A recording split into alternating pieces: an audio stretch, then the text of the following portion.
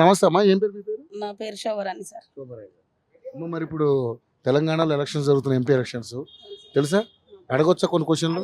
Okay అమ్మ, మరి ఏంటమ్మా మరి ఇప్పుడు మనం తార్నాకాలు ఉన్నాం.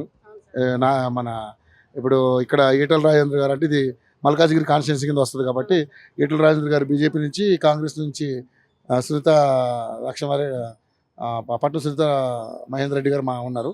అదేవిధంగా మన బీఆర్ఎస్ నుంచి రాగి లక్ష్మారెడ్డి గారు. ఏంటి ఎలా ఉండబోతుంది ముగ్గురు మధ్య పోటీయా సార్? ముగ్గురు మధ్యలో మనకు ఈ పువ్వు గుర్తు రావాలని కోరుకుంటున్నాం సార్ మేమైతే. పువ్వు గుర్తు ఎందుకంటే సార్ ఇప్పుడు వచ్చిన ఏది మాకు కంఫర్టబుల్గా లేదు. ఇప్పుడు ఆయన వచ్చిన కాంచెలే మాకు బియ్యం ఫ్రీ ఉన్నాయి, 80 కోట్ల మందికి పింఛని, అది ఆ మోడీ వచ్చిన కాంచి మనకు అన్ని సందర్భాలలో అన్ని ఆయన మనకు చేస్తూనే ఉన్నాడు. ఇప్పుడు నేను వచ్చి 2 నెలలు అయింది సార్. మాకు ఆడపిల్లలకి ఇది ఇస్తా అది ఇస్తా అని అన్ని శబ్దానం చేసిండు. ఏం చేసిండు సార్ ఆయన? ఎవరికి ఏం న్యాయం చేసిండు? ప్రతిదీ పెంచుకుంటూ పోవడమే తప్ప తగ్గించేది ఏడలేదు సార్.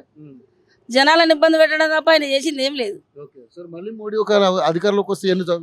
కంపల్సరీ జరుగుతాయి సార్, జరుగుతాయి, మాకు నమ్మకం ఉంది సార్.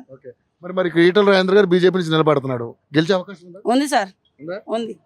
మంచి మెజారిటీ వస్తుందా? వస్తుంది సార్, వస్తుందని మేమందరం సపోర్ట్ చేద్దామని అనుకుంటున్నాం సార్ కూడా. అవును సార్, తెలుసు సార్. మరి మన ఈ 17 ఎంపీ స్థానాలమ్మా మన తెలంగాణలో ఎన్ని వస్తాయి బీజేపీకి? వస్తాయి సార్, 10-12 దాకా రావచ్చు సార్, కంపల్సరీ వస్తాయి సార్, వస్తాయి. ఓకే, సో మరి ఇప్పుడు బీజేపీ పరిపాలన మీద మీ అభిప్రాయం ఏంటి? మా అభిప్రాయం అంటే సార్ మేము ఆయన రావాలనే కోరుకుంటున్నాం సార్. ఆయన వస్తే మాకు అన్నిటికీ సవలత ఉంటుంది, మాకు కూడా ఇబ్బంది. ఇక్కడ కాంగ్రెస్ అధికారంలో ఉంది కదా, మరి మహిళలకి బస్సు ఫ్రీ అన్నారు, 2500 అన్నారు. గ్యాస్ బస్సు ఫ్రీ పెట్టడం వల్ల సారు జనాలు కొట్టుకసవడం వల్ల మనకు వచ్చే ఉపయోగం ఏం లేదు. కాకపోతే 1 రూపాయి తక్కువ చేస్తే బస్సులల్లో తక్కువ చేసిన జనాలన్నా ఏమన్నా ఇచ్చేద్దాం, కానీ ఆయన చేసింది ఏం లేదు సార్. మందిని వాళ్ళని కొట్టుకసవడం తప్ప వచ్చేది ఏం లేదు. ఆయన తగ్గించిన ఒక్కదాని మీద తగ్గించి 10 మీద పెంచేసిండు ఆయన. ఇంకేముంది సార్? సో మరి బీజేపీ వస్తే ఇవన్నీ తగ్గుతాయని నమ్మకం ఉంది సార్, పక్కా. Thank you. నేను చెప్తాను సార్, పక్కా వస్తుంది.